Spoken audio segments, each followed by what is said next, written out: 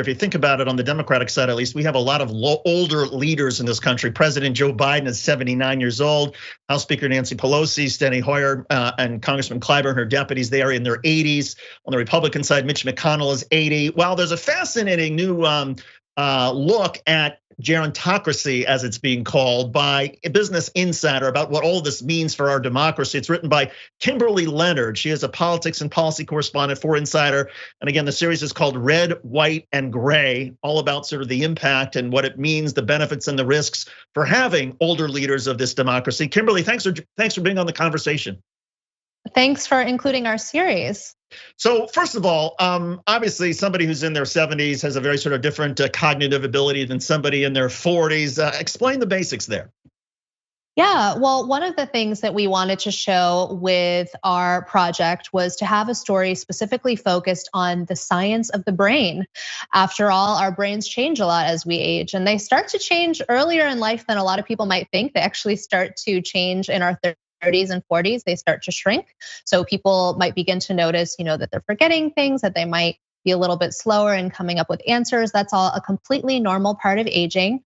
And as we get even older, our brains change even more. We're a little bit slower to recall things. We might have a harder time retaining information. And that's all very normal for people as they age. When it becomes more of a health issue is obviously when you have something like Alzheimer's or even a mild cognitive impairment, and that can develop more frequently among older adults. And that's what happened to Ronald Reagan at age 77. There's a great anecdote that you describe of Trent Lott, the senator from Mississippi, going in and talking to President Reagan, and President Reagan not sort of remembering or understanding who he was. That's right, that's right. And we know that about 5 years after former President Ronald Reagan left office, that he announced publicly for the first time that he had Alzheimer's disease. With Alzheimer's, it's a very gradual illness, so you can begin to have symptoms for a very long time before it's even diagnosed.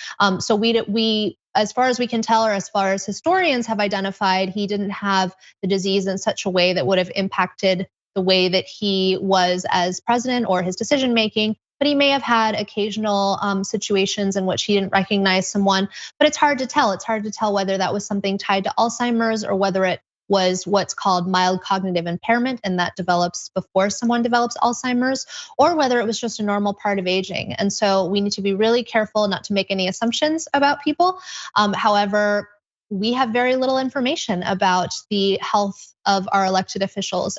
And so that does sort of create this environment in which rumors can spread, or people are guessing, or non-medical experts are making determinations about people's health that aren't rooted in fact, but may just be part of rumors, or may just be what they're saying might just be a normal part of aging. Well, the normal part of aging and the rumors that certainly exist about President Biden have been running rampant, and that may say more about sort of the political environment we're in than the actual health issues of President Biden. Nonetheless, it seems like it's difficult for people who want to take an objective look at President Biden to sort of separate sort of his verbal tics, the fact that he was a stutterer, that he's sort of been something of a he's had some sort of issues with his speaking style for years, and separating that out from, well, whatever impact his age may be having on him. It's very hard to do. It's very hard to separate out this from politics. And we saw it with former President Trump as well. Let's not forget, he's only about 3.5 years younger than President Biden. So, they're close in age. And if, let's say, they both run in 2024, age is going to be on the ballot. It's going to be an issue. It's going to be an issue if Trump runs against a younger candidate. It's going to be an issue if Biden runs against a younger candidate. And without information, which we really don't have, I mean, let's not forget, Biden has not made his personal physician available for questions to the press. He had COVID, they did not bring out his personal doctor. And so, that then leads to a lot of questions about what could have happened and how his cognitive function is and so forth. And so he keeps saying, because he was asked about this recently, and he keeps saying, look, just watch me. And so, when I talk to aging experts, they say it should be all about people's policies. It shouldn't be about their age, but it becomes an attack line. And we've seen it done so many times. And we actually have another story as part of our Red, White, and Gray series that looks at, I wanna say we put together about 23 different instances in history in which during presidential races, the age question has been on the ballot or has been used as a weapon. Is there something, though, to the criticism, and regardless of whether it's President Biden or Donald Trump or Democratic leaders like Pelosi, I mean, these are positions that normally you would consider to be exhausting, with incredible stress, incredible pressure on them, that a society would want somebody maybe in their 40s or maybe 50s, because that's the sort of energy it would take to keep track of everything that these jobs seem to require, even if a president, as President Trump did, wants to schedule things so that he doesn't have to jump into the details. Well, see, that's the big question, right? And the thing that we have to remember, so I did a story on the aging brain, but one of the things that I learned is that yes, there are general things that happen as we age that we can sort of expect, but these are generalizations. There are people that age very, very differently. And one thing I would caution our viewers is that don't project your own experiences with age or those of your parents or your grandparents onto someone else. There are people who feel incredibly motivated by retirement. There are other people who hate it and who really fall apart when they have to retire because they feel that they need to be doing something and have more purpose. So just because someone at 80 might say, I could never imagine having a job like the presidency, doesn't mean that somebody else couldn't. So we just need to be careful in how we generalize people. I mean, the thing is that the presidency, yes, it might be exhausting, but it also creates an incredible amount of meaning and purpose and something in which you can really shape our world. And so being able to sort of assess that and suss out what's the differences in aging, I think is really important and something I tried to underscore in my story, while at the same time recognizing that yes, there are things that happen with age. But we also have to remember too that wisdom is a big part of aging. And so and we have a story actually as part of our Red, White, and Gray series that looks not just at some of the benefits and negatives of aging, but also looks at some young members of Congress and some of the ways that they've struggled because they haven't developed the wisdom that only comes with experience and age. You mentioned meaning and purpose, and that sort of takes me to my next question, and I think you've already answered it, but is that sort of the key in terms of being able to understand whether people are able to sort of age and sort of keep it together or not? And the reason I point this out is Dan Rather, who is now 92 years old, has a Substack that is more thoughtful and better written than journalists who are 32 or any of us ever have been able to write. I mean, it is remarkable how somebody that age can be so sort of together and so with it and so thoughtful. And clearly he feels sort of a purpose by what he's doing. Is that sort of one of the keys? Well, there is something known as super agers, which they're being studied. This essentially people who have the same cognitive abilities when they're over 85 years old than they did in their 50s and 60s. Now, these are extraordinary people. They haven't really found a way to sort of, have health behaviors that would allow you to be a super ager. In other words, they've even found people who are very overweight or who smoke or, who have all these behaviors that are supposed to make aging more difficult, who still are super agers and have great cognitive function. So everyone is really different. And we certainly know about a lot of folks who in their more advanced age have learned or taken on some major tasks that other people wouldn't.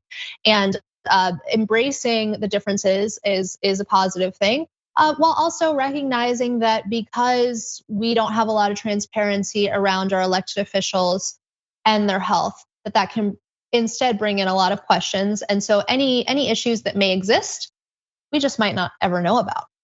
In putting together this piece, and you described it as the American gerontocracy, which I think is brilliant. Was there anything that surprised you as you put together the data and the research and all of this?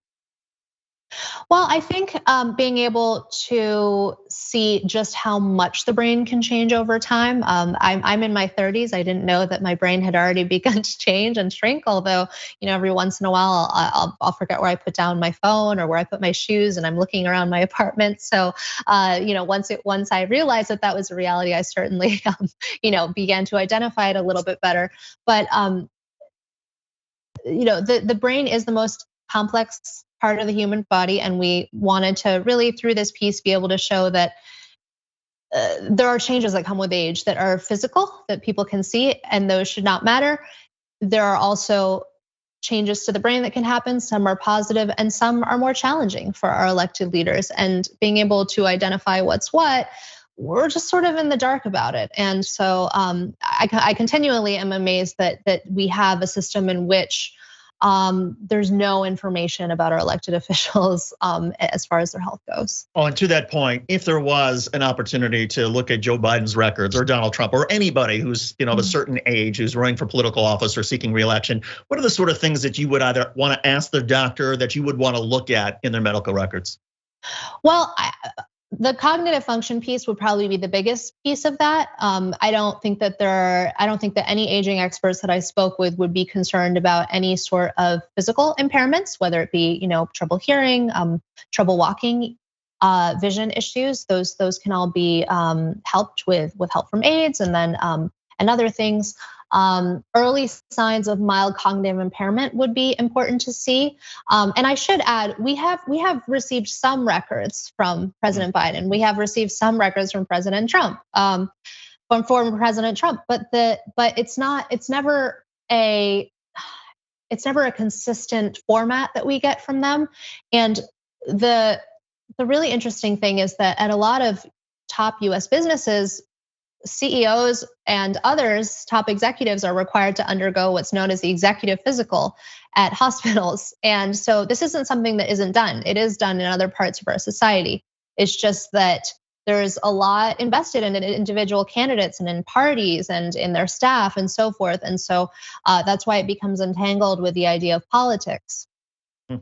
It is a fascinating story and a terrific series. It's called Red, White, and Gray. It's an Insider, and this has been written by Kimberly Leonard. She is a politics and policy correspondent for Insider. Kimberly, terrific work, and thanks so much for sharing with us today. We appreciate it. Thank you.